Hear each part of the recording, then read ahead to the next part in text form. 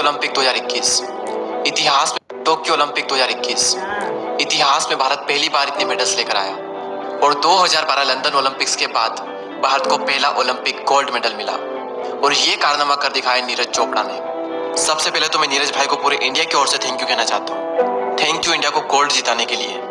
Thank you Tokyo Olympic में पूरे हिंदुस्तान को राष्ट्रगान सुनाने के लिए, जिसके लिए पूरे हिंदुस्तान के कान तरस गए थे।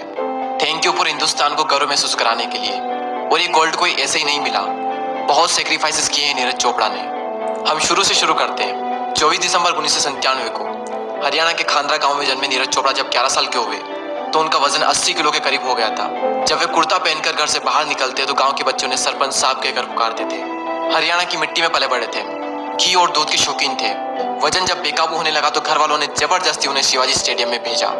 उन्हें भी पूरे हिंदुस्तान की तरह वहाँ क्रिकेट का ही शौक था, लेकिन कुछ बच्चों को भाला फेंकते देख उन्हें लगा कि ये उनसे भी अच्छा फेंक सकते हैं। जब उनकी फिटनेस सही हुई तो उन्होंने जेवलिन पर भी हाथ आजमाया। उनके कोच का कहना है कि नॉर्मल जो स्टूडेंट होते थे वो 20 मीटर तक ही जेवलिन फेंक पाते थे, लेकिन जब उन्होंने नीरज को मौका दिया तो उनका भाला 25 मीटर तक जाता था। और तभी उनके कोच को पता चल चुका था कि नीरज जेवलिन के लिए ही बना है और उसके बाद ये कभी रुके नहीं। 2012 में इन्होंने नेशनल रिकॉर्ड तोड़ दिया। 2016 में साउथ एशियन गेम में 83.23 मीटर के थ्रो के साथ गोल्ड जीता और 2016 में ही IAF अंडर 20 में 86.48 मीटर दूर भाला फेंक कर इन्होंने जूनियर वर्ल्ड रिकॉर्ड तोड़ दिया और 2017 के एशियंस गेम में 85.23 मीटर के थ्रो के साथ उसमें भी गोल्ड जीत लिया और 2018 में इन्होंने अपना सबसे बेस्ट परफॉर्म किया विद दी 86.47 मीटर और 2018 के कॉमनवेल्थ गेम में भी इंडिया को गोल्ड दिलाया और 2018 में ही एशियंस गेम में 88.06 मीटर के थ्रो के साथ नया नेशनल रिकॉर्ड बना दिया और उसके बाद कंधे में इंजरी होने की वजह से ये किसी भी इवेंट में पार्टिसिपेट नहीं कर पाए, लेकिन 2021 में फिर से कमबैक किया और इतिहास रच दिया और 2021 में गोल्ड जीतकर अभिनव बिंद्रा के बाद गोल्ड जीतने वाले दूसरे इंडियन एथलेटिक बने। गोल्ड जीतने के बाद उन्होंने अपनी पहली प्रेस कॉन्फ्रेंस में कहा कि एक प्लेयर के लिए सबसे बड़ी चीज होती है फोकस।